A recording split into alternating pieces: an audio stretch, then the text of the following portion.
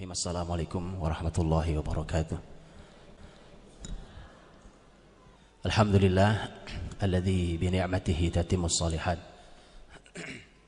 Asyhadu an la ilaha illallah wahdahu la syarika lah wa asyhadu anna Muhammadan abduhu wa rasuluh. Allahumma shalli wa sallim wa barik ala Muhammad wa ala alihi wa sahbihi ajma'in. Ya ayyuhalladzina amanu taqullaha haqqa tuqatih wa la tamutunna illa wa antum muslimun. Allahumma anfa'na bima 'allamtana wa 'allimna ma yanfa'una wa zidna ilma. Allahumma ati nufusana taqwaha wa zakkiha anta khairu man zakkaha anta waliyuha wa maulaha. Amma ba'd. Saudara-saudariku yang dimuliakan Allah Subhanahu wa taala, saya bersyukur sekali pada Allah. Baru kali ini saya masuk ke Masjid Salman yang sangat legendaris itu di dunia dakwah. Malang melintang saya di dunia dakwah ke Bandung, tapi baru sekali ke Masjid Salman ini. Saya syukuri bahwa saya hadir menjadi bagian dari saksi sejarah kebesaran masjid ini. Yang kalau kemarin baru saya dengar, sekarang saya hadir di sini bersama teman-teman semua. Dan saya bersyukur bahwa berjumpa dengan jamaah sekalian yang nampaknya kalau dilihat wajahnya sih usianya beragam. Ada yang jangan-jangan ada yang sudah punya cucu ini. Tuh, betul kan? Cucu. Tapi ada yang belum nikah. Kalau belum, saya mintakan satu untuk di sini, masih banyak bujangan masalahnya. Bersyukur pada Allah SWT ketika majelis-majelis ilmu ramai didatangi oleh muslimin. Sebenarnya itulah yang merupakan sebuah tanda kebangkitan, sebuah peradaban.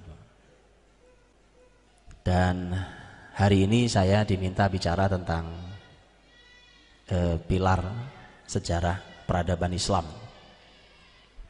Mudah-mudahan beberapa waktu yang sampai jam 11 nanti saya bicara insyaallah. Mohon maaf suaranya agak nggak kuat teriak ini. Biasanya saya teriak-teriak, saya nggak kuat suara.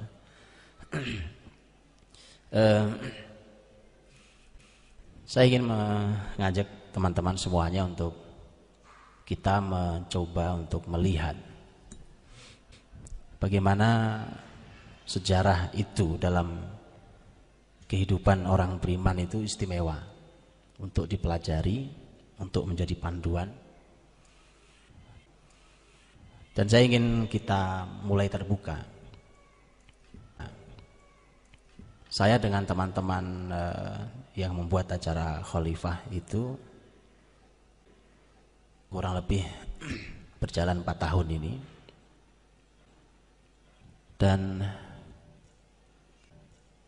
setiap saya ada di sebuah kota, saya sangat sering disalami oleh orang yang masyarakat muslim itu mengatakan begini. Dan ini kalimatnya bisa sama dari satu kota ke kota yang lain. Ini juga mengherankan. Mereka mengatakan ternyata sejarah itu bisa dikaji sampai level itu, Ustaz ya.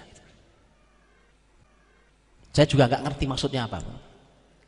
Karena buat saya, setiap saya baca sejarah itu mesti seperti saya mendapatkan bongkahan emas mutiara berlian.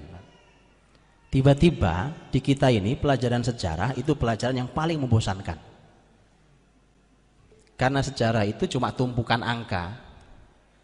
Tahun sekian terjadi ini, namanya ini, peristiwanya ini, bosenin. Ditambah gitu gurunya nggak bisa juga jelasin kan. Sudah lengkap, ditambah lagi ujiannya susah setengah mati. Udah jelasinnya nggak enak, gurunya ujian susah sekali. Akhirnya orang semakin tidak tertarik. Sebenarnya sangat sederhana memahaminya. Lihat betapa sederhananya. Kalau kita melihat panduan peradaban Islam yang paling utama, yaitu Al-Quranul Karim, Dan di dalam Al-Quran ada sepertiga isi Quran adalah kisah, sejarah. Itu sudah cukup. Bahwa sejarah itu istimewa. Tiba-tiba tidak dapat porsi di negeri ini. Mana ada bangsa besar tanpa akar sejarah yang kuat? Coba saya tanya sekarang, sejarah Indonesia.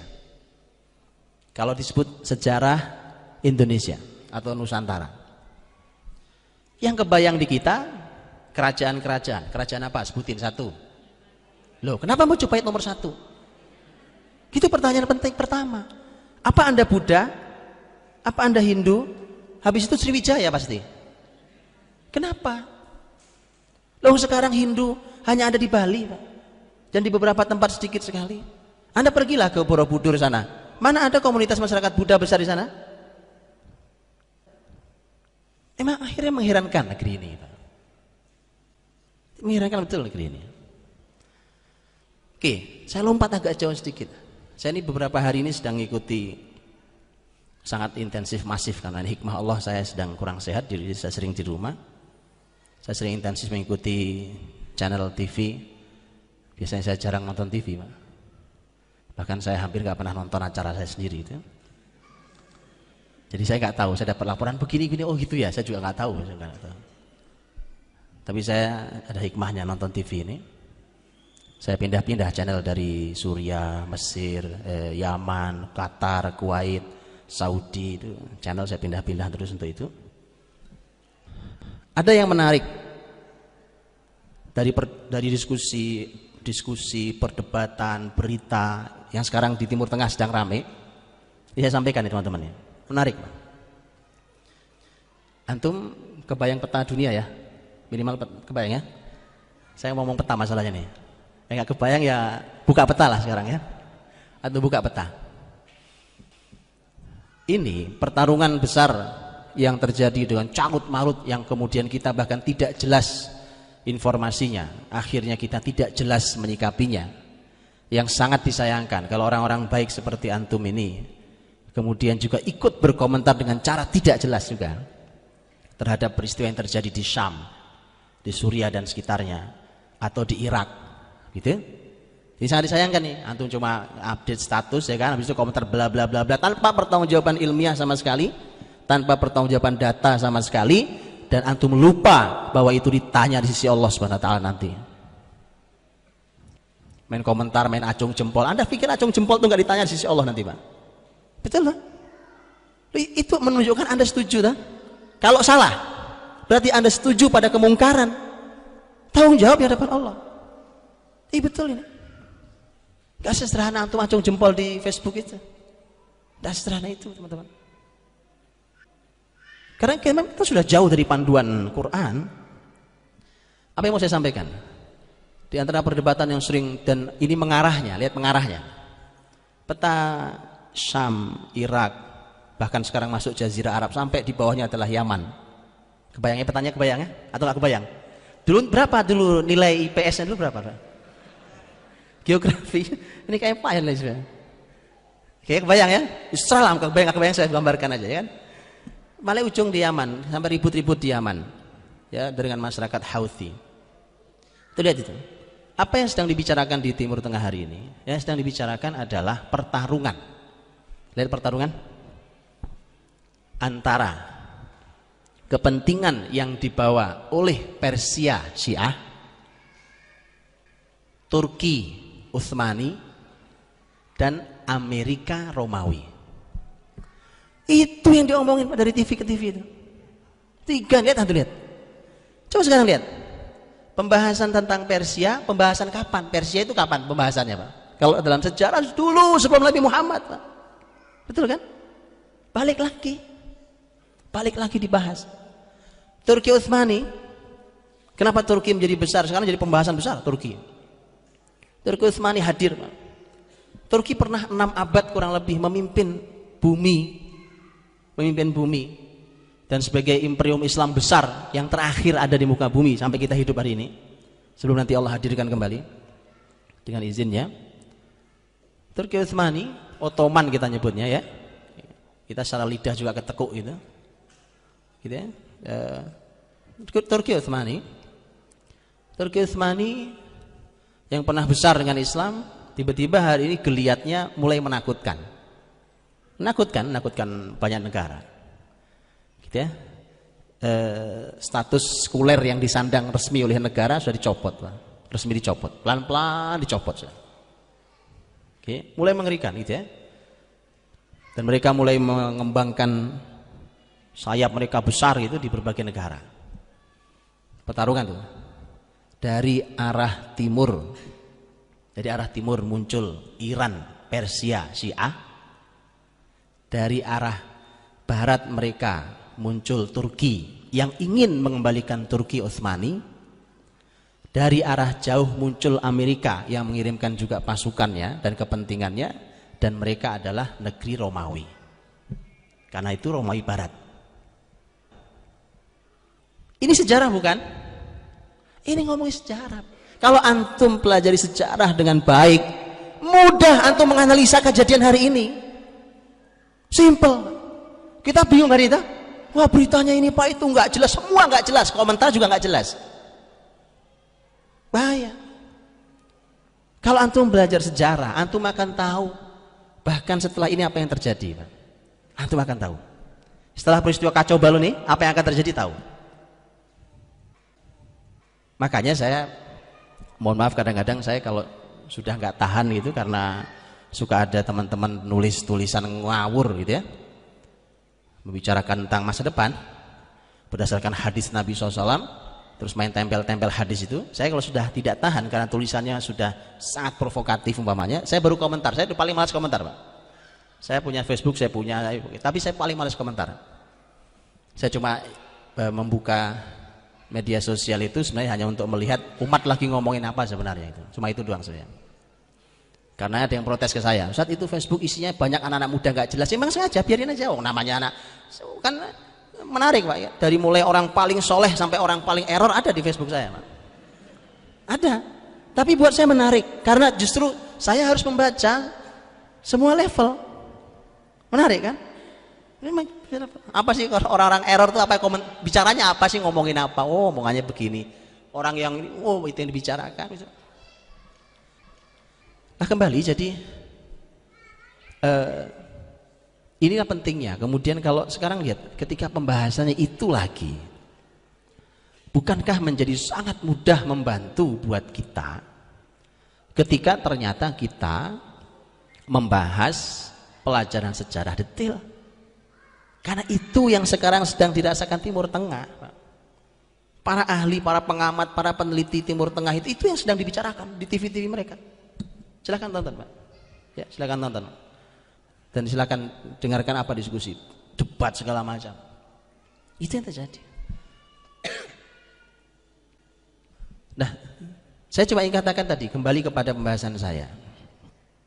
Ketika kita sebut Nusantara, bayangan kita nggak jauh dari Mojopahit dengan Sriwijaya. Anehnya negara kita ini sekarang itu Hindu dan Buddha jumlahnya kecil sekali.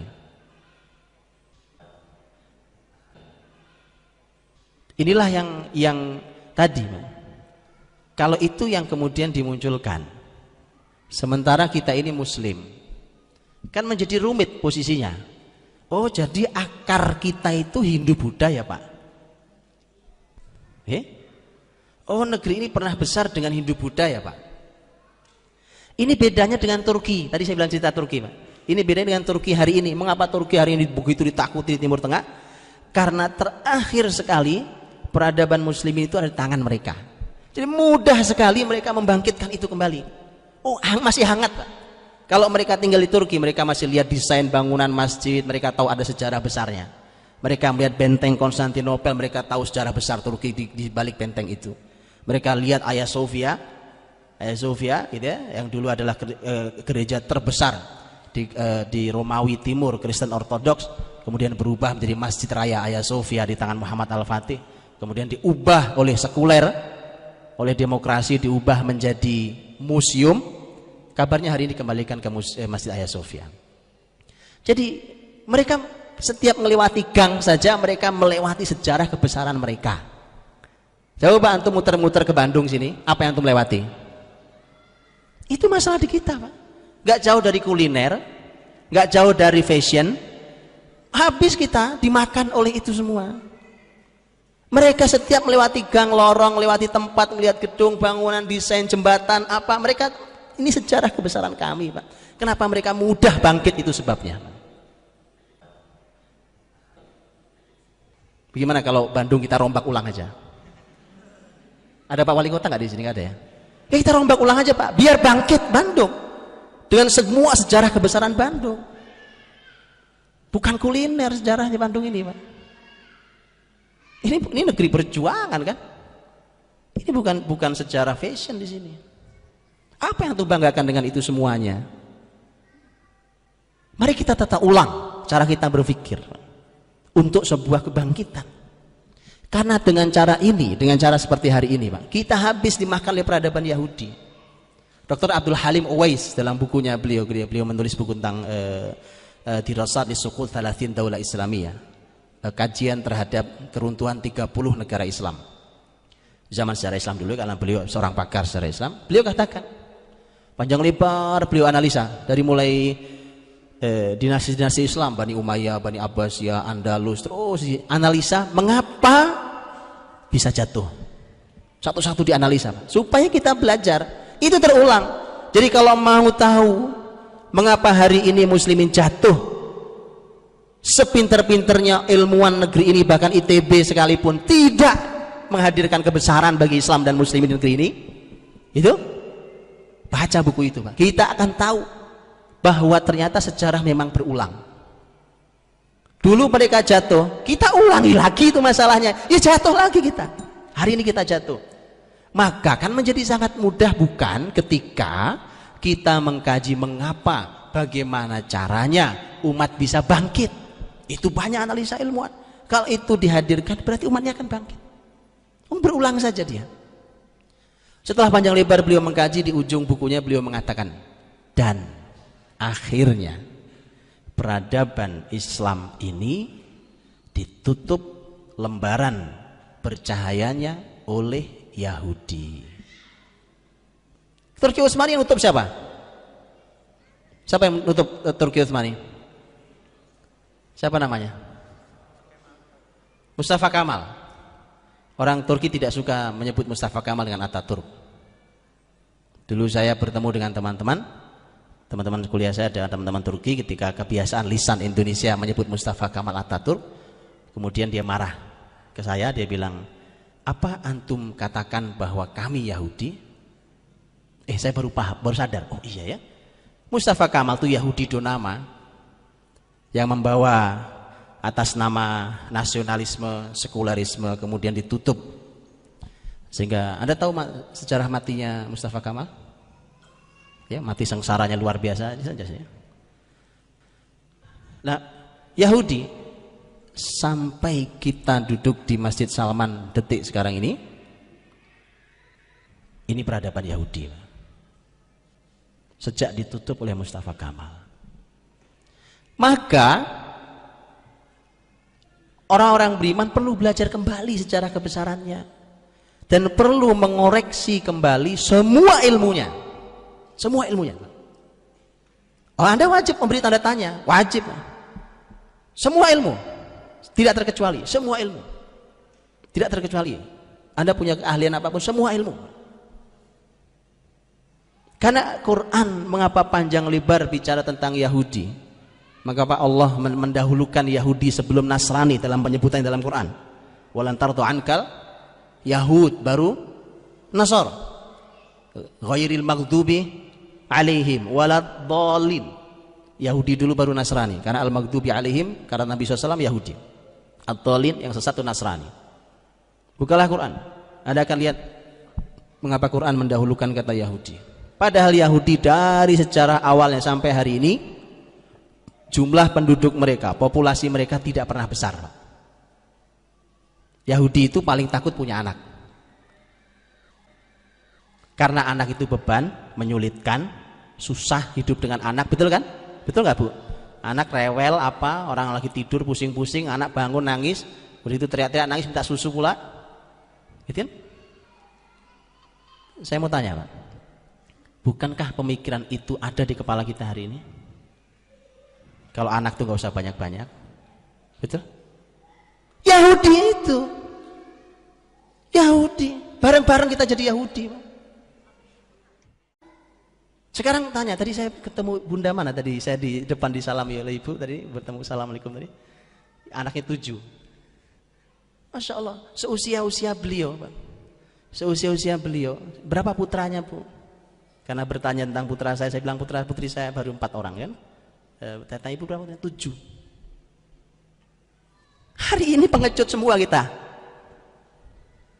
Iya Pak, 2 anak cukup, laki perempuan sama. Orang gila yang bilang. Saya mohon maaf bahasa saya kasar Pak. Loh, saya mau nanya, laki perempuan sama itu apa enggak orang normal apa enggak normal Pak? Enggak, laki perempuan sama itu normal apa enggak normal? Tunjukkan ke saya.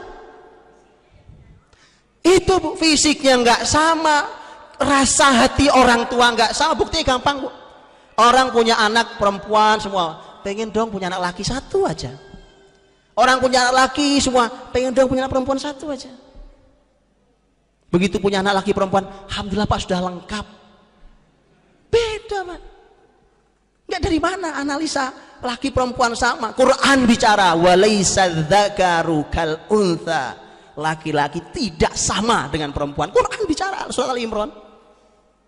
Jadi kita ini Pak, kalau kita analisa, kita analisa ulang semua ilmu kita. Jangan-jangan itu kita yakini ternyata itu keyakinan Yahudi Pak. Kita teriak-teriak takbir Allahu Akbar anti Yahudi, ayo kita boikot Yahudi. Oh, kita nih, diri kita pemikirannya utuh Yahudi kok. Oh iya, wah apa wong trompet masih laku keras kok kalau malam tahun baru. Mau apa gitu? Kita mau bicara apa? Anda mau takbir berapa kali? Anda mau takbir berapa kali, ya kan? Makanya mari gitu. Kita lihat ulang, kita kaji ulang, kita pelajari ulang, kita lihat cara pola hidup kita, cara kita mendidik, cara kita berteknologi, cara kita berpolitik, cara kita berekonomi, cara kita bermasyarakat, keamanan. Dr. Abdullah Halim Uwais sudah katakan, dan akhirnya peradaban bersinar Islam ditutup oleh Yahudi. Ini peradaban Yahudi hari ini Pak. Kalau saya mau tanya dengan semua yang carut marut, saya kasih contoh dulu deh, saya kasih contoh dulu supaya tambah pusing ya kan. Ketika Allah Subhanahu wa taala berfirman tentang sekian banyak ciri khas Yahudi dalam Quran, betul? Quran sangat banyak bicara tentang ciri khas Yahudi, karakter Yahudi, segala macam, dan sayangnya itu semua sifat itu ada dalam diri saya, diri Bapak Ibu semuanya, tanpa kita sadar kita terima itu ilmu, ya kan? Maka pelan-pelan juga kita hilangkan itu, kita ilmui dulu gitu, supaya kita tahu, kita filter mana yang benar, mana yang salah. Kita lihat, salah satu ciri khas mereka adalah berbuat kerusakan. Berbuat kerusakan. Dan itu, kalau Bapak Ibu mau lihat surat yang sangat spesifik membahas tentang Yahudi, bagaimana Yahudi berhasil dikalahkan. Hari ini kan kita bicara bagaimana mengalahkan Yahudi, gitu. Kalau Anda ingin tahu bagaimana Yahudi dikalahkan, Anda cukup baca surat Al-Hasyr, surat ke-59. Abdullah bin Abbas radhiyallahu anhuma, sahabat pakar tafsir, beliau mengatakan bahwa surat ini adalah surat yang disebut dengan surat An-Nadhir. An-Nadhir itu Yahudi Bani Nadhir. Dulu di Madinah zaman Nabi, Yahudi itu berkelompok-kelompok. Salah satu kelompok besar Yahudi adalah Yahudi Bani Nadhir. Peristiwa pengusiran Yahudi Bani Nadhir, bagaimana mereka yang kuat bentengnya, kuat persenjataannya, ternyata bisa dikalahkan dengan mudah oleh Rasul dan sahabat. Allah abadikan di surat Al-Hasyr. Di situ detailnya Pak. Di situ tiga kelompok dibahas. Sebenarnya ada 4 sebenarnya, tapi yang manusianya ada 3 karena satunya setan Pak. Yang satu adalah Yahudi sendiri, yang kedua Muhajirin Ansor, yang ketiga munafik. Baca surat Al-Hasyr. 3 kelompok ini dibahas, dan antum akan lihat kalau Yahudi dan Muslim yang dibahas menurut kita kan sederhana. Oh, itu memang pas Pak, karena Yahudi Muslimin yang mengusir dari Madinah karena mereka berbuat curang dan mereka luar biasa memprovokasi perang dan seterusnya. Tapi pertanyaan penting, mengapa ada pembahasan munafik di Al-Hasyr? Ada yang tahu jawabannya?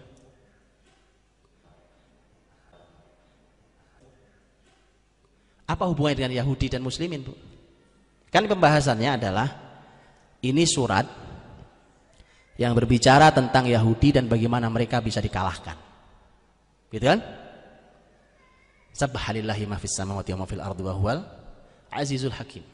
Huwallazi akhrajal ladzina kafaru min ahlil kitabi min diyarihim li awwalil hasyr. Dialah Allah yang telah berhasil tadi mengusir mereka dengan pengepungan yang terjadi itu dari ahlul kitab Yahudi. Ini Yahudi Bani Nadir. Oke, kalau bahasanya Muslim Yahudi jelas. Tapi kenapa Quran Hasan bahas juga tentang munafik? Ada tahu? Ada yang tahu? Yang tahu angkat tangan. Yang bisa jawab hadiah dari Masjid Salman insyaallah nanti. Saya bilang ke panitia. Ini menarik, Pak. Kalau Muslim mau mengkaji ayat panduan kitab sucinya dengan detail, sedetail bahkan lebih detail dari ini, kita akan dapat panduan, Pak. Bagaimana Muslim bisa menghindari kejatuhannya, bagaimana Muslim bisa bangkit kembali dengan generasinya. Ada yang tahu? Kalau antum baca Sirah Nabawiyah ketemu. Cuma karena selama ini kita ngaku pecinta Nabi, sholawat sehari sekian kali, sejarahnya nggak pernah dibaca. Kan? Menyedihkan, Pak. Sholawat bagian dari perintah penting dalam Islam. Oh iya. Nah, antum sholawatan sampai jam 1 malam, subuh nggak kelihatan, gimana ceritanya? Loh ya, coba cara kita berpikir kita rombak ulang. Mana yang wajib, mana yang sunnah kita nggak tahu bagaimana menyikapinya. Begitu kan persis sama kayak kita Idul Fitri, Pak. Walaupun ulama beda pendapat tentang hukum sholat id ya, saya tidak bicara hukumnya. Oke lah, yang sering kita pahami di negeri ini hukum sholat id sunnah, oke? Walaupun limitan wajib, oke? Tuh lihat, orang sibuk nyiapin sholat id, sholat subuh gak ada di masjid. Gimana ceritanya? Gimana cerita kita ini? Gimana ceritanya? Cara kita berpikir tentang Islam ini bagaimana ceritanya? Ya. Jadi kembali, kenapa ada orang munafik di dalam surat Al-Hasyr? Apa Ustaz? Menjanjikan bantuan. Gimana? Menjanjikan bantuan apa, siapa, bagaimana? Itu di dalam surat Al-Hasyr. Al-Hasyr beliau sampaikan luar biasa. Beliau sampaikan tentang ada janji bantuan dari orang munafik. Kalau kalian wahai orang-orang Yahudi diusir, kami ikut pergi sama kalian. Kalau kalian diperangi, kami ikut menolong kalian itu. Itu kan ada sejarahnya. Itu kalimat Quran. Dan dibalik itu ada sejarahnya. Karena tokoh munafik Abdullah bin Ubay itu yang membuat orang-orang Yahudi Bani Nadir yang sebenarnya sudah diancam oleh Nabi untuk segera meninggalkan Madinah dalam waktu hanya 1 minggu dikasih waktu untuk silahkan keluar, silahkan bawa apa saja kecuali senjata, bahwa anda boleh tinggalkan Madinah, tapi waktunya hanya seminggu. Nabi mengutus seorang sahabat mulia Muhammad bin Maslamah radhiyallahu anhu memberikan ancaman. Mereka udah kemas-kemas, udah berkemas-kemas, siap-siap meninggalkan Madinah, tapi ternyata mereka tidak jadi meninggalkan Madinah. Apa sebabnya? Tadi tokoh besar munafik Madinah yang kalau sholat di belakang Nabi SAW, ikut jihad Nabi SAW, ya, nggak sembarangan. Kita sholat nggak pernah bermakmum ke Nabi kan? Nabi udah wafat masalahnya. Itu Abdullah bin Ubay makmum di Nabi. Kita jihad umpamanya, kita nggak dipanglimai oleh Nabi. Dulu Abdullah bin Ubay jihad dipanglimai Nabi SAW. Ya, ada Pak. Dia yang menawarkan bantuan kepada orang-orang Yahudi. Kenapa? Jangan pergi dari sini. Jangan pergi dari sini. Kita akan tolong kalian. Kita akan keluar bersama kalian. Kita diusir, kita keluar bareng-bareng dari Madinah ini. Ya, menjanjikan, menarik. Akhirnya Yahudi Bani Nadir bertahan, tidak jadi keluar. Nah, ketika itu lihat, ini Al-Quran. Walau ini ada sejarahnya 15 abad yang lalu, kan Quran ini panduan bukan hanya untuk zaman itu, untuk zaman hari ini, bahkan nanti zaman ke depan. Hari ini yang kita hidup di bawah peradaban Yahudi, maka ayat-ayat seperti itu hidup seakan baru turun hari ini, Pak. Bagi yang mempelajari itu ya, seakan hidup baru turun ayat hari ini. Bukankah itu panduan penting? Pokoknya gampang. selama orang munafik masih banyak bertebaran di sebuah negeri, maka pasti Yahudi kuat cengkeramannya di negeri itu. Itu kesimpulannya. Bukankah mereka bertahan di Madinah akhirnya? Karena janji orang-orang munafik itu? Iya. Kalau Yahudi populasi penduduknya nggak banyak, nggak besar, dari dulu nggak pernah besar. Kalau muslimin Masya Allah pertumbuhannya Pak. Muslimin tuh tadi kayak ibu anak 7, 10, 8 cepet. Oh Yahudi yang ngajari kita udah nggak usah punya anak. Sekarang deh, Eropa berapa banyak negara, bahkan sebagian negara Asia itu sudah mengiming-imingi ngasih uang bagi siapapun bapak, ibu, suami istri yang mau melahirkan. Saking udah susah keluarga yang mau punya anak. Loh coba bingung sendiri kan akhirnya. Kemarin dilarang-larang punya anak. Sekarang begitu siap pada nggak punya anak, ternyata mereka bingung sendiri. Yang benar tuh Rasul. Tazawwajul waludal wadud fa inni mukatsirun bikumul umam yaumal qiyamah. Nikahilah wanita yang banyak melimpah kasih sayangnya, yang melimpah anaknya, ya? Karena aku kelak akan berbanyak-banyakan dengan umat nanti di hari kiamat.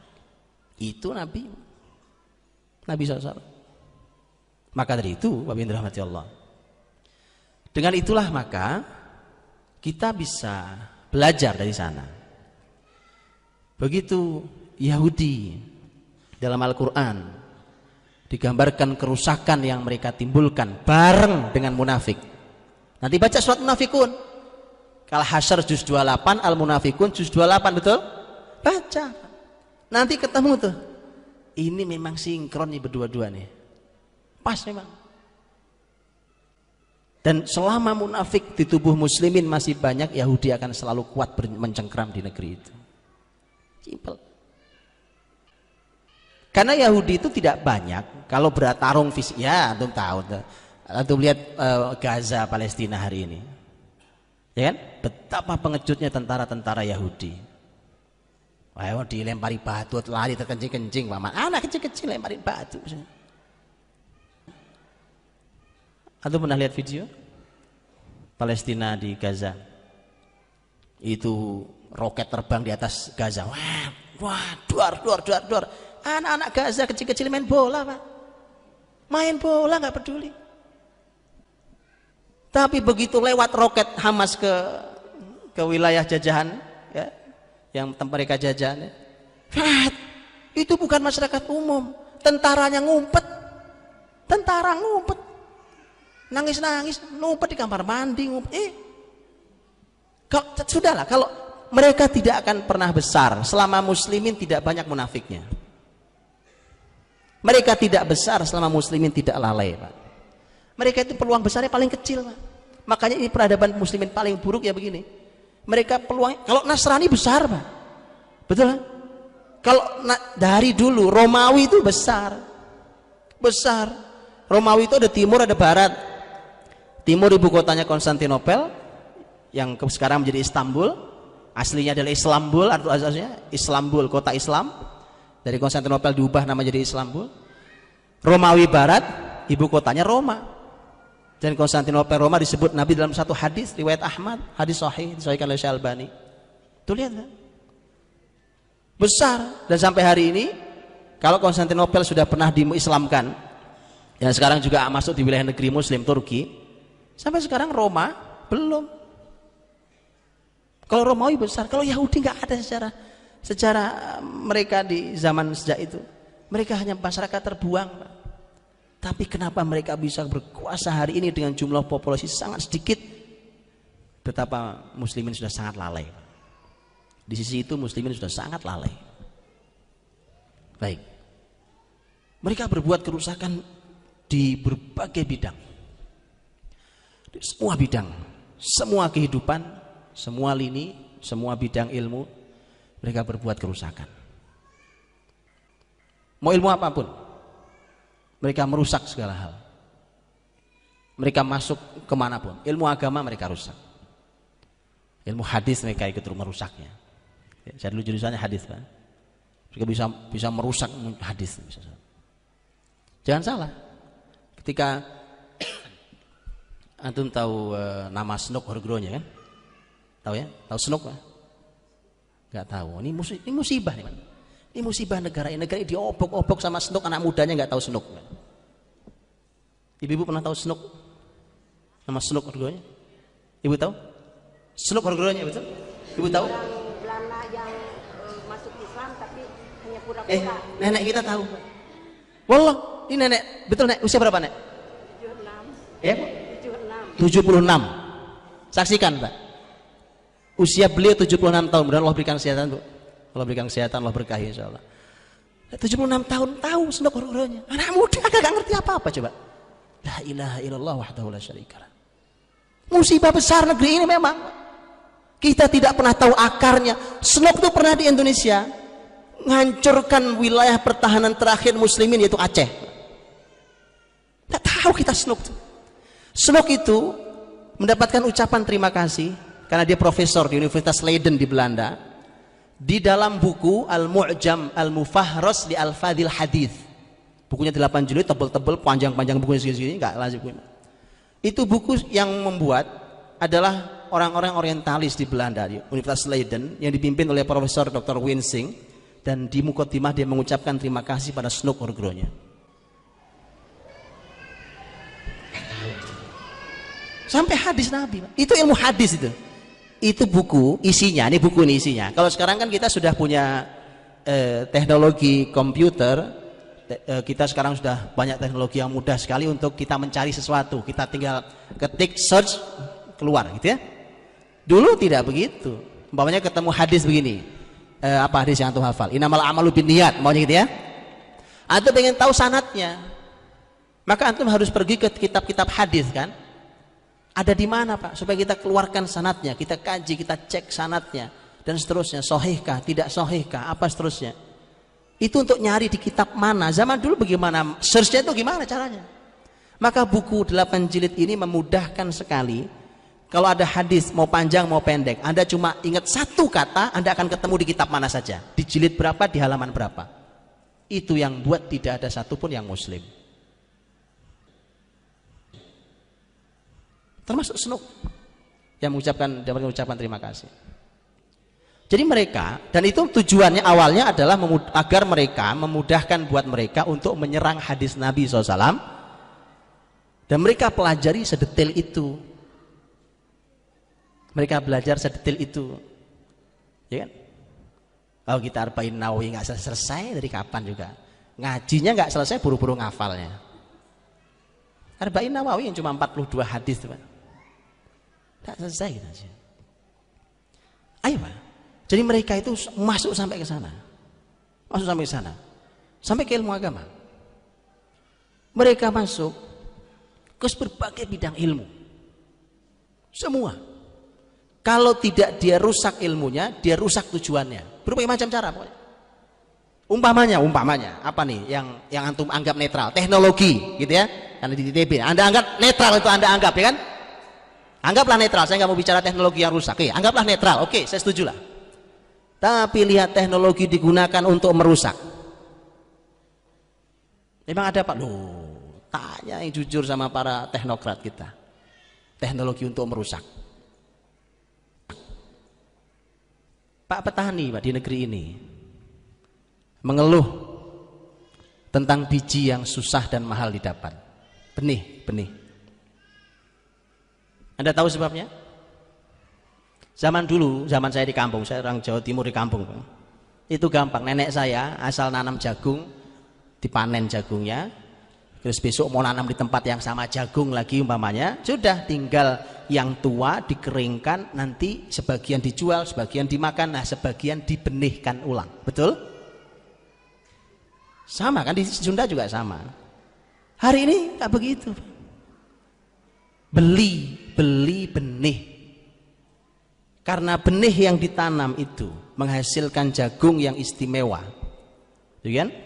Besar-besar segala macam, diambil, ditanam, hasilnya jelek. Anda tahu sebabnya? Teknologi sebabnya. Betul, ada orang yang tugasnya memang hanya memandulkan benih. Itu nuraninya di mana? Tanyakan nuraninya di mana. Ini kan urusannya orang yang bisa dibeli. Kasih aja gaji besar segala macam, gampang kan? Kasih. Jadi memang sudah luar biasa. Akhirnya kemudian lihat betapa kemudian sulitannya para petani. Nah, puncak ilmu Zionis itu di dua ilmu kalau kata Syekh Muhammad Qutb. Ilmu Zionis itu puncaknya di dua ilmu. Yang satu adalah ilmu pendidikan, yang dua ilmu psikologi. Ya terserah, orang psikologi pendidikan tersinggung kan itu urusan antum ya kan. Yang ngomong juga bukan saya itu, antum protes yang Muhammad Qutb sudah meninggal rahimahullah taala kan. Betul. Kenapa dua ilmu itu yang disasar? Paling besar oleh Zionis, gampang jawabannya. Karena inilah ilmu yang menghasilkan manusia, betul? Yang satu mengurusi cara berpikir, pendidikan, cara bersikap, cara berpikir, cara memutuskan jadi ilmuwan seperti apa segala macam. Yang kedua bicara tentang jiwa manusia. Manusia. Dan unsur terpenting di peradaban adalah manusia.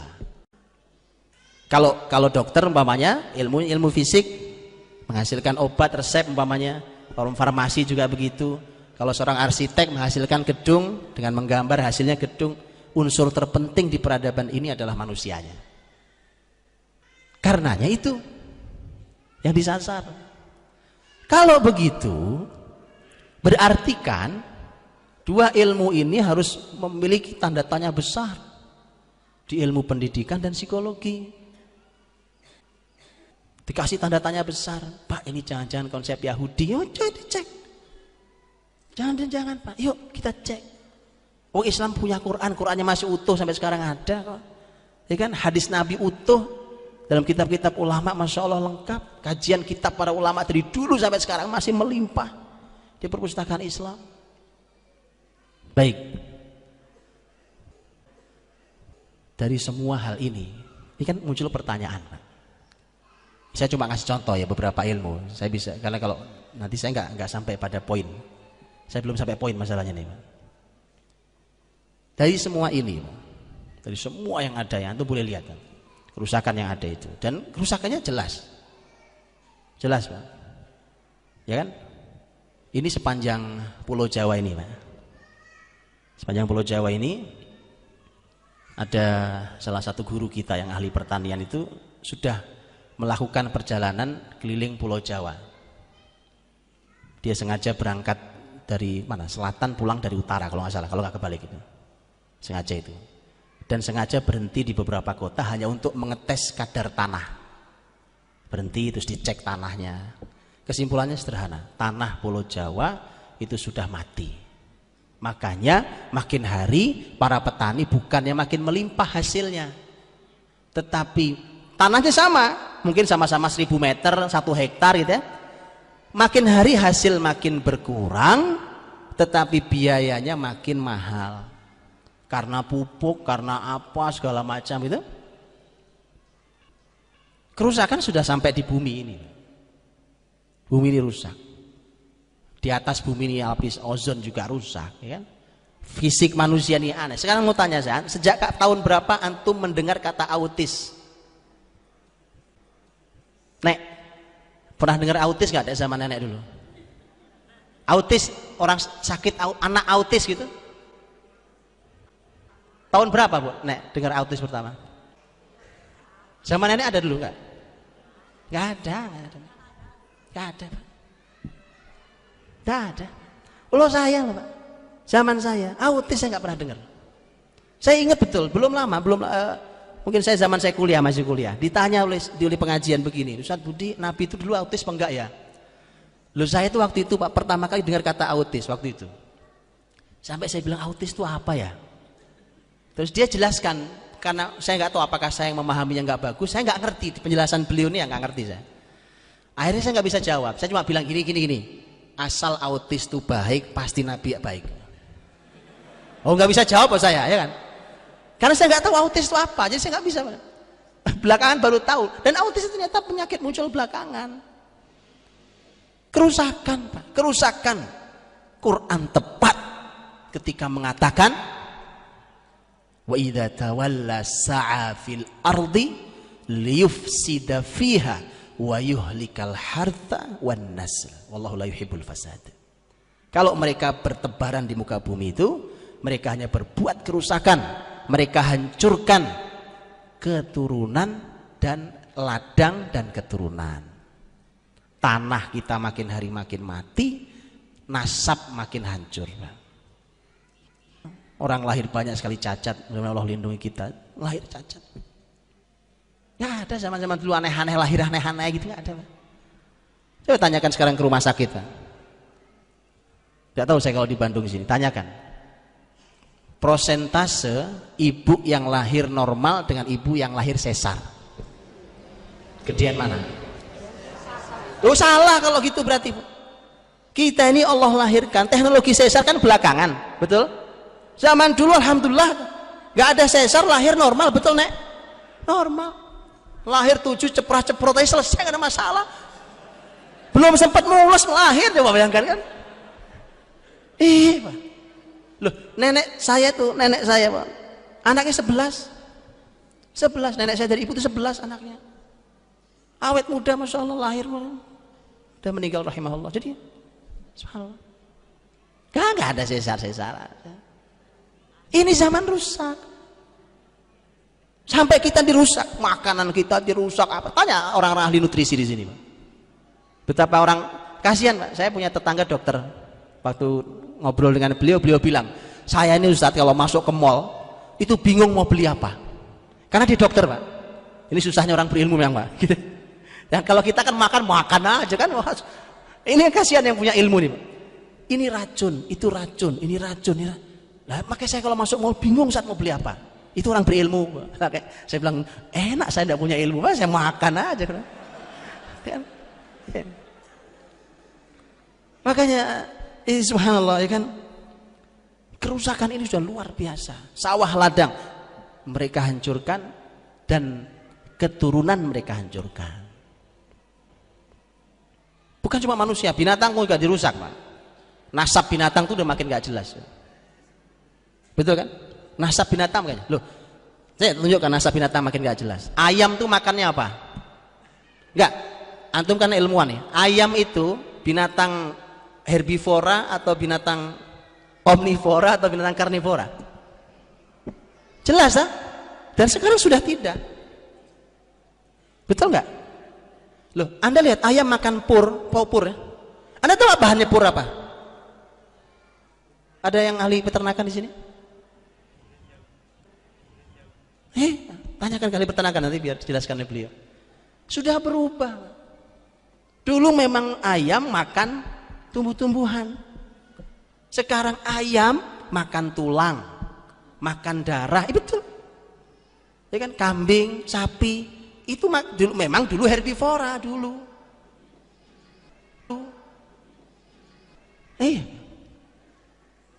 Kalau manusia nggak berubah, dari dulu memang pemakan segala, ya kan? Oh iya, apa aja. Cuma bedanya ada, makin kesini makin rakus. Semen dimakan, aspal disikat, ya kan, itu memang itu. Minyak diminum, bensin semua disikat.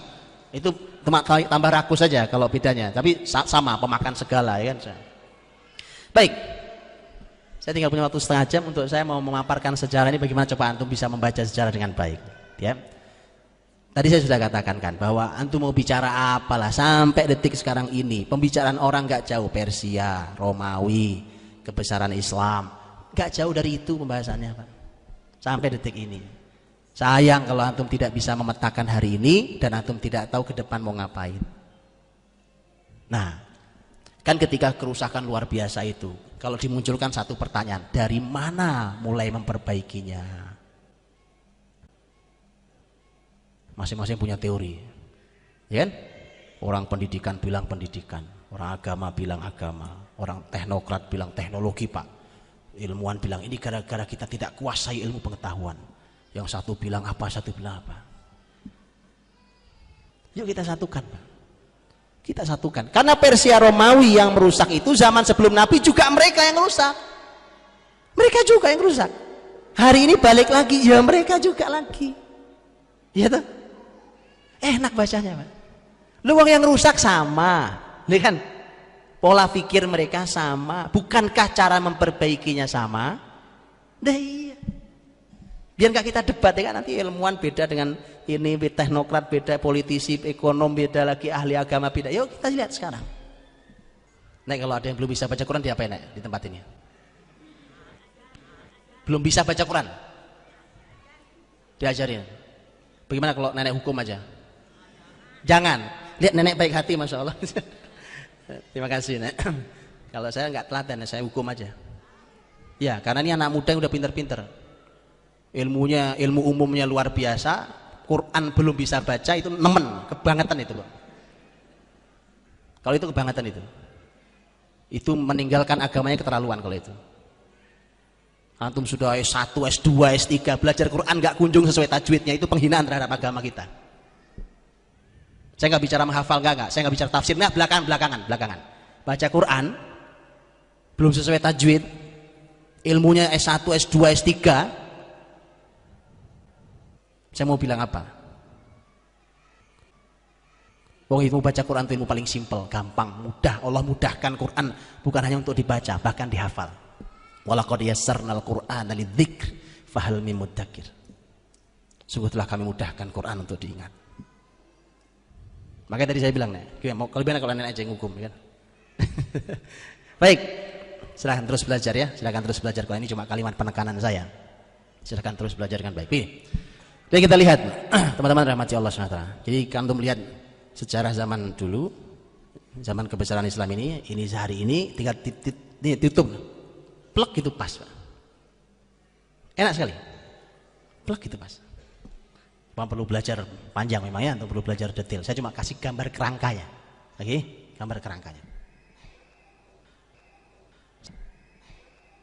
Saya ingin mulai dari mana ya enaknya? Ini deh. Saya ingin mulai dari Nabi SAW ada di Gua Hira sebelum terima wahyu. Oke? Pertanyaan saya, Nabi ngapain di Gua Hira? Gua Hira itu Bu, sepi. Zaman itu loh. Oh, sekarang aja silahkan naik, sepi banget.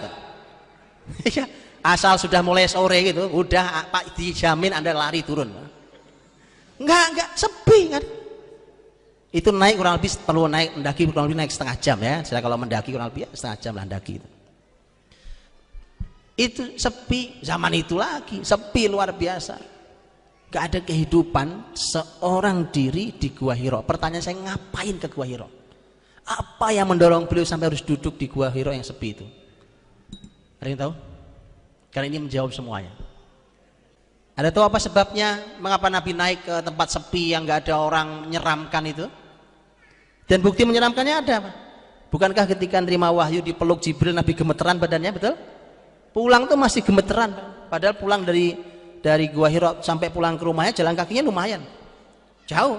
Itu sampai rumah masih gemeteran, zammiluni, selimuti aku, gemeteran. Emang nggak gampang. Terus ngapain ke sana? Itu pertanyaan. Mengapa dia ke sana? Untuk mendekatkan diri, menenangkan diri mau ngapain, Nek? Ya, untuk mencari Tuhan gitu. Mencari Tuhan? Enggak, ini kalimat menarik dari beliau. Lihat. Bukan mencari Tuhan begini, tapi untuk mendekatkan diri. Mendekatkan diri pada Allah. Betul, Nek. Begini, ini luar biasa. Terima kasih, Nek. Lihat. Aisyah radhiyallahu anha menyampaikan kisah ini di hadis di awal-awal hadis Sahih Bukhari, ya, membicarakan tentang masalah wahyu diterima, dan Aisyah mengatakan bahwa Nabi SAW itu tahannus, dan tahannus itu adalah ya ta'abbad iddat layali, beribadah beberapa malam. Itu kalimat nenek tadi, mencari Tuhan, mendekatkan diri pada Tuhan, ya. Memangnya kalau Muhammad SAW ada di sekitar Ka'bah, emang nggak bisa naik beribadah? Saya tak dialog sama nenek aja ya, kamu antum dengerin aja. Bong senuk nggak tahu, enek. Ya, karena kalau di Ka'bah kan Ka'bah masih dikuasai orang Jawa. Jadi kalau di Mekah dikuasai sama orang-orang musyrik, kan bisa aja. Nah, itu ada Ka'bah, Ka'bahnya kan ada nih, walaupun banyak patung, kan Nabi sholat juga di situ. Emang kenapa harus jauh-jauh pergi? Waktu itu mah kan belum patung-patungnya itu masih ada. Ya, masih ada, jadi nggak bisa. Nggak bisa. Tapi kalau di sana kan sendirian, Sendiri. jadi tenang. tenang. Lihat kalimat tenang. Lihat menarik kalimat tenang beliau. Beliau bilang kali tenang di sana. Lihat.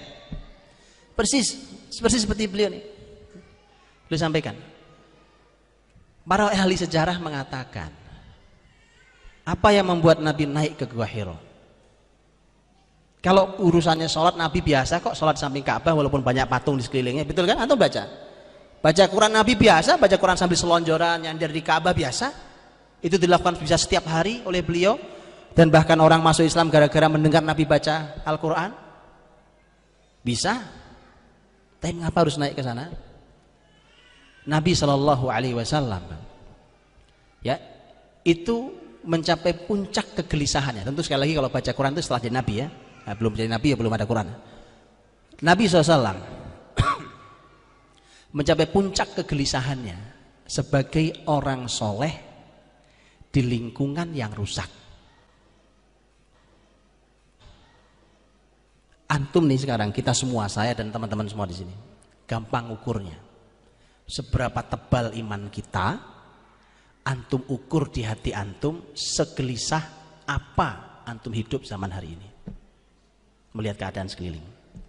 Wah bagus-bagus Pak, nyaman Indonesia udah luar biasa. Antum masalah iman.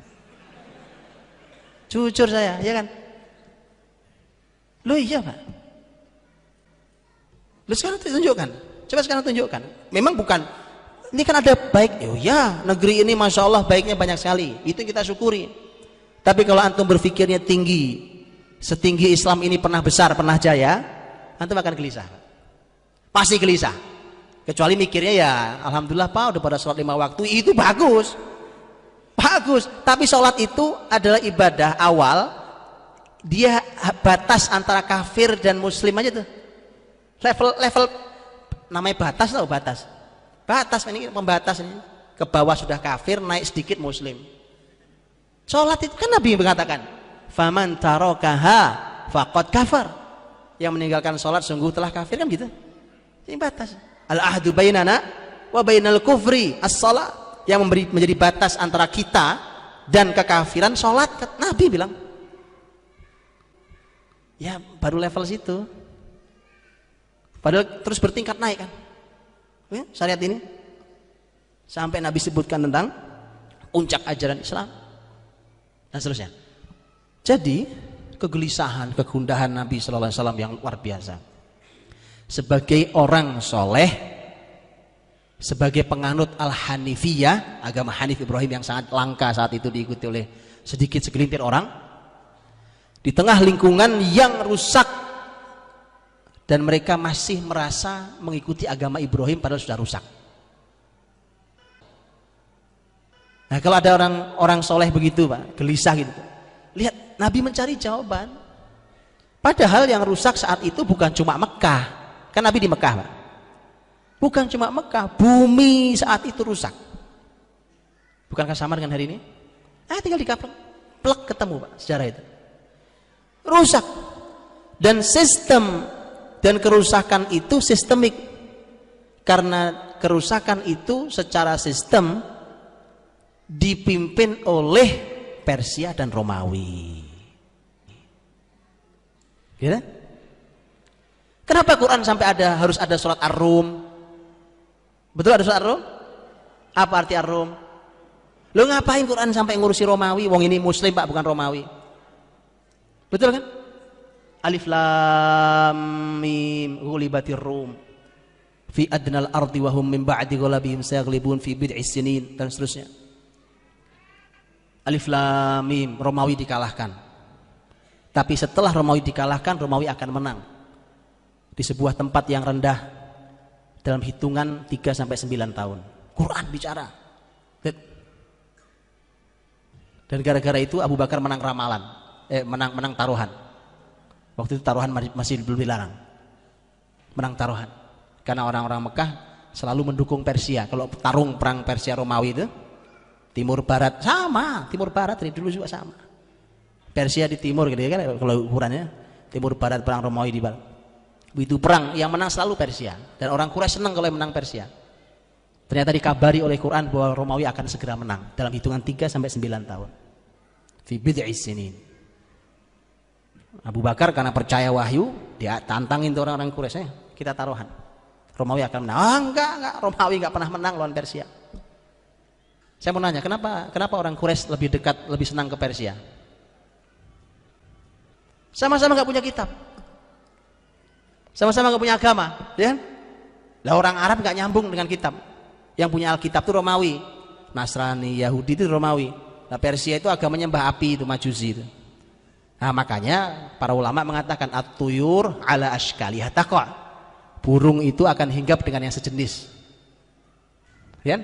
Nah, gampang ngukur kita juga gampang. Kalau bahasa Nabi SAW lebih jelas. Ar-rajulu ala dini khalilihi falyanzur ahadukum man yukhalil. Seseorang itu akan akrab tergantung tergantung dengan agama teman akrabnya. Maka lihatlah dengan siapa dia akrab. Gampang ukurnya, ya kan? Antum berteman sama siapa itu antum pasti semisal sudah. Akrab ya, bukan sekedar berteman.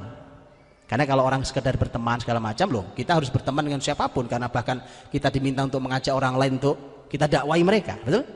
Tetapi ini dengan siapa Anda akrab. Baik. Di situlah maka Quran bicara tentang Romawi. Dan itu pertarungan Romawi Persia sebenarnya. Saat itu Nabi Muhammad belum punya kekuatan, masih dakwah-dakwah awal. Nah, ketika itulah maka kita tahu Mekah itu memang terpisah dari Persia Romawi. Tapi Persia Romawi itulah yang memimpin bumi saat itu untuk mengajari kemungkaran, mengajari kejahiliahan. Quran menyebut dengan istilah al-jahiliyah, itu istilah Qurani. Al-jahiliyah, al-jahiliyah itu yang mereka ajarkan di semua bidang kehidupan, semua. Sama kayak ini, plek, sama lagi kan? Sama sih. Dan ternyata orang baik seperti Muhammad SAW, kegelisahan beliau mengantarkan beliau sampai ke Gua Hira. Ini ceritanya orang baik, Pak. Ya, orang baik yang tahu ini nggak benar, tapi dia tidak tahu. Terus yang benar itu yang bagaimana? Nah, karena zaman itu orang-orang baik yang mau mengikuti agama Ibrahim itu sudah tidak ketemu panduannya. Sudah tidak ketemu panduannya. Seperti yang disampaikan oleh Zaid bin Amr, orang yang lebih senior dari Nabi SAW, gitu ya, bapaknya Sa'id bin Zaid, sahabat mulia radhiyallahu anhu. Zaid bin Amr itu sampai ke Syam untuk nyari agama Ibrahim. Jawaban para pembesar, bahkan dia pernah ketemu dengan seorang rahib yang ini ilmu tertinggi agama Nasrani di Syam. Jawaban dia, yang kamu cari agama Ibrahim itu hari ini sudah tidak ada yang bisa menjelaskan ke kamu karena para ahlinya sudah meninggal semua. Sama tuh Nabi bilang sama, perginya ilmu itu dengan perginya ahli ilmunya. Makanya kalau tidak ada kaderisasi masalah. Kalau kita beruntung Quran ini Allah jaga, itu bedanya. Kalau zaman dulu tidak. Inna nahnu nazzalna dzikra wa inna lahu lahafizun. Kami yang turunkan Al-Quran, kami pula yang jaganya. Itu enak kalau Quran kita. Tetapi zaman itu hilang. Jadi mereka itu tahu ini salah ini. Cara mengukur salah itu kan gampang, Pak.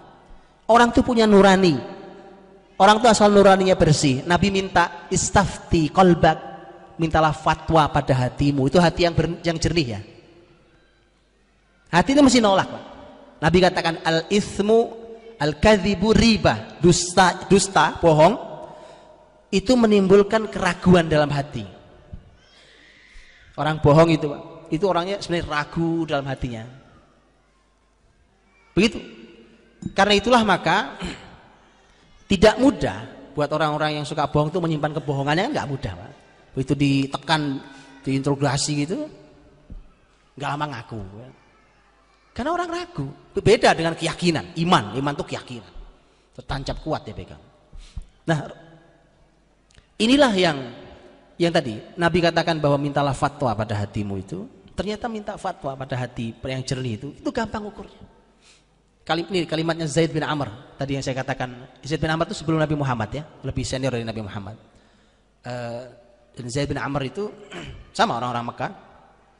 Itu ketika melihat masyarakat Mekah rame-rame pada motong binatang untuk patung, mereka duduk khusyuk di samping patung, bahasanya iktikaf. Loh, itu bahasa Quran loh. Ini bahasa Quran, Pak. Maka ini kan nanti Ramadan sebentar lagi. Semoga Allah berikan kita umur sampai Ramadan ya. Kita berjumpai Ramadan lagi yang indah itu. Jangan kalah sama orang musyrik, Pak. Orang musyrik itu iktikaf berlama-lama di samping patungnya. Betul, dan itu kalimat Quran. Lihat Quran mengatakan, dan dua-duanya menggunakan istilah iktikaf, dua-duanya ada di Quran. Yang satu iktikaf untuk kemusyrikan, orang musyrik iktikaf di sekeliling kemusyrikan patung-patung mereka. Dan yang satu adalah i'tikaf orang-orang beriman di masjid Allah Subhanahu wa taala. Dua-duanya pakai istilah i'tikaf. Oke? Jadi bagaimana kalau kita batalkan pulang kampung? Sepakat? Ramadan ini i'tikaf 10 hari, jangan diganggu. Laki-laki, saya ibu-ibu dalam Islam punya aturan psikis nih. Laki-laki, Pak. Kalau antum laki-laki betul. Ini tantangan menarik, Pak. Kan loh, Quran yang bicara itu. Quran ketika bicara tentang masjid, Surat An-Nur 36-37, fi buyutin adzinallahu an turfa'a wa yudhkara fiha ismuh yusabbihu lahu fiha bil ghudwi wal asal rijal. Ya. Di rumah-rumah Allah yang telah diizinkan untuk disebut dan ditinggikan namanya, nama Allah SWT. Dan bertasbih di dalamnya pagi dan sore hari. Siapa yang bertasbih? Rijal. Rijal itu laki-laki beneran. Jadi orang yang Masya Allah menjaga tasbihnya, menjaga ibadahnya di masjid, laki-laki betulan, Pak. Laki-laki beneran. Kalau iktikaf kan di masjid full 10 hari, Pak. Betul ya? Itu laki beneran. Sepakat ya? Yang hadir di sini Allah saksikan. Saya nanti minta persaksian di hadapan Allah SWT, di hadapan antum semuanya. Saya akan minta di hadapan Allah yang hadir di sini semua, akan saya minta persaksian di hadapan Allah SWT bahwa saya sudah sampaikan, ya Allah, mereka laki-laki atau bukan saya nggak tahu. Kalau laki-laki mereka 10 hari iktikaf tidak akan diganggu oleh apapun di masjid Allah SWT, nggak keluar. Hei, itu laki-laki betulan. Wa antum aakifuna fil masajid, surat Al-Baqarah, dan kalian iktikaf di masjid-masjid Allah SWT. Oh iya. Jadi teman-teman dirahmati Allah, ketika zaman yang sudah serusak itu, kemudian Zaid bin Amr itu Zaid bin Amr itu nanti meninggalnya sebelum Nabi Muhammad jadi dapat wahyu. Ya, ini kisah sebelum Nabi Muhammad. Zaid bin Amr mengukurnya gampang.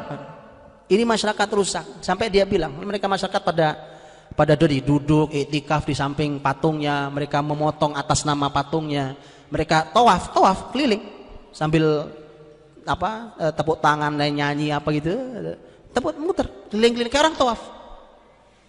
Zaid bin Amr dia juga nggak punya ilmu, dia juga nggak punya Alkitab, cuma dia ngelihat aja dengan terima hatinya, sampai dia bilang gini, kambing Allah yang ciptakan, hujan Allah yang turunkan. Hujan itu dikasih ke kambing untuk minum kambing. Setelah hujan turun, Allah tumbuhkan pepohonan, pohonnya dimakan si kambing. Maka bagaimana boleh memotong kambing tidak izin atas nama Allah Subhanahu wa taala? Simpel bukan? Enggak pakai ayat, enggak ngerti ayat. Enggak ngerti Alkitab, Taurat, Injil, Zabur, enggak ngerti. Simpel. Apalagi bunuh anak perempuan, wah sudah nggak masuk lagi zaman itu. Riba, mendolimi, ada nggak masuk. Maka itu zaman memang segelintir orang soleh gelisah, Pak. Maka kalau mau mengubah zaman ini menjadi zaman peradaban Islam yang tinggi seperti saat itu akan hadir kembali seperti janji Nabi, maka mulailah dari gelisah. Gelisah sih nggak bisa direkayasa, Pak. Gelisah maksud direkayasa. Gelisah itu dari ilmu antum. Kalau antum makin berilmu, antum makin gelisah. Nggak begini caranya, Pak. Ini nggak begini nih. Harus dari sini mulainya. Ayo, nanti kalau sudah gelisah akan ada langkah pemulainya, Pak. Nabi melangkah karena Nabi nggak tahu solusi. Nabi naik Gua Hira. Sudahlah, coba kita renungi. Makanya yang dilakukan Nabi di Gua Hira itu ibadah dan tafakur. Kan itu Gua Hira itu kan tinggi gitu ya, karena dia di gunung. Para ahli sejarah mengatakan bahwa dulu Dulu kalau dari Gua Hira itu terlihat Ka'bah tuh walaupun jauh terlihat. Jadi kalau ngelihat ke bumi, ngelihat kan di atas ya. Kalau ngelihat ke bawah, melihat rusaknya manusia, dan itu membuat orang-orang soleh menjadi gelisah, maka saat itu pandangan mata tidak ada solusi lain kecuali melihat ke atas. Di atas ada langit yang luas, langit biru yang cerah. Kalau malam bintang gemintang yang luar biasa dengan semua keagungan Allah yang tak tersentuh oleh jahilnya tangan manusia. Nah sekarang kita enak, kita Quran ada, panduan hadis ada, Masya Allah, sejarah Islam utuh sistemnya ada. Tinggal memang tadi bagaimana kita merevolusi pemikiran kita revolusi ilmu kita berani untuk melakukan sebuah langkah pertama dan seterusnya itu. Nah lihat sekarang, sebelum Nabi Muhammad naik ke Gua Hira, ya kan? Sebelum Nabi naik ke Gua Hira, itu kan usia Nabi sudah mau 40 tahun, nah? Betul ya? Sudah mau 40 tahun. 0 sampai 40 itu Nabi melewati banyak sekali peristiwa, yang semua peristiwa ini adalah cara Allah untuk menyiapkan calon pemimpin bumi yang menjadi lokomotif utama perubahan di muka bumi. Rasulullah SAW. Makanya begini, ini urutannya 4, lihat urutannya. Ini harus dilakukan ya Pak. Ya, siapkan, memang nggak perlu banyak, Pak. Harus disiapkan betul. Siapa nih orang-orang yang siap mengubahnya? Siapkan betul. Dan menyiapkannya tidak dengan cara biasa. Ya dengan cara biasa ya. Mesti dengan cara tidak lazim, luar biasa caranya. Maksud saya lazim tidak lazim itu untuk ukuran hari ini ya. Kalau kita mengikuti pola hari ini ya begini-begini aja kan Islam. Yang begini sudah. Harus berani keluar dari semua yang ada hari ini untuk menyiapkan diri. Kalau kita ikuti pola hari ini, sekolah Pak, TK, SD, SMP, SMA, S1, S2, S3, ya begitu aja Islam. Seperti hari ini kan sama, begini juga kita sama. Kalau pola yang sama nggak akan hasilnya, masih hasilnya sama. Makanya harus ada yang pola yang berubah. Di samping jalani, silahkan jalani, tapi harus ada sebuah keberanian untuk berani menyiapkan diri. Jadi menyiapkan siapa orangnya. Dan itu nggak perlu banyak teman-teman, nggak perlu banyak. Oh ini udah banyak banget ini. Ini Masya Allah ini. Kalau Bandung nggak baik, nah Bandung rugi. Lihat penuh tempat Masya Allah, barakallah. Sampai belakang sampai di luar. Ini mah sudah Masya Allah banyaknya. Anda tahu untuk membuka Madinah Yathrib yang diubah nama menjadi Madinah Nabawiyah itu perlu 6 orang. 6 orang. Anda tahu mengawali Mekah berapa orang? Nabi dakwah pertama Mekah. Siapa? Cuma Nabi, istrinya Khadijah sama anak-anaknya ya. Betul kan? Ditambah sahabat baik beliau, teman baik beliau Abu Bakar radhiyallahu anhu. Ya, ada putra angkat beliau Zaid bin Harithah, betul? Ada ponakan sepupu beliau yang dididik di rumah beliau Ali bin Abi Thalib. Berapa? Hampir sama jumlahnya, Pak. Tapi memang kualitas mereka. Itu masalahnya. Saya nggak perlu banyak untuk Bandung. Oke? Saya pernah berikan tantangan di Bandung ini sebenarnya. Tapi nggak ada yang menyambut. Saya nggak perlu banyak, betulan. Tidak perlu banyak. Tapi dia hanya perlu waktu yang sabar untuk membangun itu. Karena Nabi SAW mengajari kita itu. Allah hanya perlu siapkan satu nabinya di awal. Betul? Nah ini satu nabinya. Begitu Nabi naik ke Gua Hira, Allah kasih apa? Allah kasih alat, Allah kasih teknologi, Allah kasih tim, Allah kasih malaikat, atau Allah kasih apa? Yang Allah berikan ke nabinya adalah panduannya, Al-Quran. Jadi panduannya. Kita punya 2 panduan, ada Quran kita, ada hadis kita. Ini ada orangnya. Begitu Nabi turun dari Gua Hira dan beliau tahu bahwa beliau Nabi, apa yang beliau lakukan? Nabi mendakwai orang-orang, betul? Dapat tim. Nah itu 3. Yang tadi saya bilang nggak perlu banyak tim itu. Di awal nggak perlu banyak. Oh kalau banyak itu rapat aja makin susah, Pak. Rapat 10 orang, enak kan rapat sama 10 orang daripada 50 orang, betul kan? Berantem aja, wacana aja, hasilnya habis itu selesai rapat ya udah, nggak ada, nggak action juga nggak ada, ya kan? Rapat dengan bertiga jadi 3 orang. Siap untuk mengubah sebuah kota. Itu, lihat Pak, tim. Nabi dapat 5, 6, Nabi telateni Pak. Madinah gitu, Nabi ketemu 6 anak muda, 6 cuma 6. Pertama 6, tahun depan Nabi ketambahan 7 orang jadi 13 orang. Cukup Baiat Aqobah 1. Tahun berikutnya nambah lagi, total 75, 73 laki-laki 2, perempuan Baiat Aqobah 2. Nabi melihat pertumbuhan yang luar biasa itu, kata Nabi, innalakum ikhwanan wadaron ta'manuna biha. Sudah waktunya kalian pindah, karena kalian sekarang sudah punya ikhwan, sudah punya saudara-saudara seperjuangan, dan kalian sudah punya negeri di mana kalian aman di sana. Hijrah ke Madinah, dan Madinah jadi ibu kota peradaban Islam. Dari tadinya kota yang tidak dilirik orang sama sekali. Dapat tim kan? Begitu dapat tim, pelan naik, makin banyak jumlahnya, segala macam, kualitas makin naik segala macam. Ya harus seiring sejalan ya antara kualitas dan jumlah naik ya. Memang tidak mudah tapi dia harus dilakukan. Setelah itu Nabi memerlukan negeri. Innalakum ikhwanan wadaron, dar, negeri. Perlu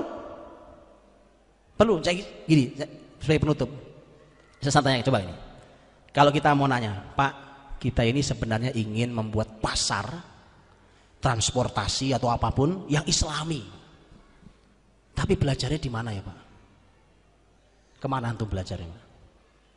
Di kota mana di negeri ini? Bingung tuh? Karena belum ada prototipenya, belum ada potretnya, belum ada.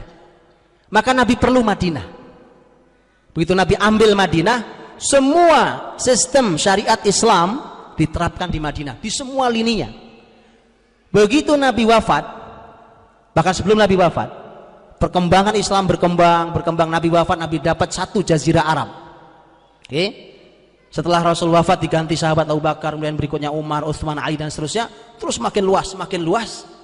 Kota-kota yang baru ditaklukkan itu ketika mereka mau mengislamkan diri, bagaimana caranya? Gampang, tinggal ke Madinah. Ditongkrongin aja, oh gini pasar Islam itu ya. Ya tahu. Mesti dibanding kok ke Yahudi. Karena kita memang tidak ada hari. Dan lihat Nabi SAW membuatnya. Rasul wafat. Sudah dapat negeri, Rasul wafat. 4 poin lah. Urutannya gitu. Nah itu kesimpulannya, bacanya silakan dibaca sendiri, kisahnya banyak ya.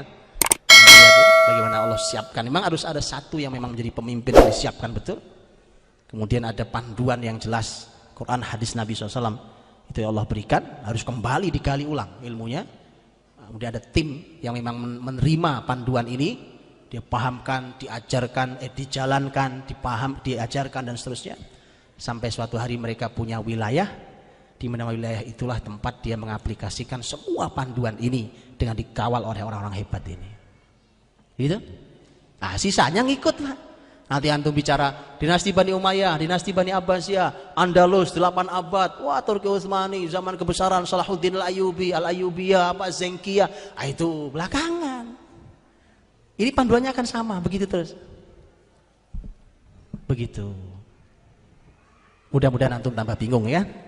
Nggak tahu dari mana mulainya. Kalau kuliah insyaallah begitulah, jam 11 sudah waktu saya habis, dan mudah-mudahan setidaknya ada sebuah semangat ruh yang tadi saya disampaikan oleh para pengurus, para ustadz kita di Salman, bahwa sebenarnya ini sudah sejalan dengan visi besar Masjid Salman, Yayasan Salman, bahwa di sini akan menjadi tempat untuk membangun peradaban. Gitu ya, itu sudah luar biasa visi besar itu. Hanya tinggal kemudian bersama-sama bagaimana tadi dengan panduan tadi itu. Nah, itu akan hadir peradaban dimulai itu. Wallahu a'lam bishawab. Mohon maaf atas salah kurang ya. Mohon maaf kalau disinggung-singgung ya. Mohon maaf kalau mohon maaf ya. Mudah-mudahan tidak tersinggung mudah-mudahan ya, Nek. Dan mudah-mudahan bisa kita ambil hikmahnya. Sekali lagi mohon maaf atas salah dan kasarnya kalimat. Wallahu a'lam bishawab. Assalamualaikum warahmatullahi wabarakatuh.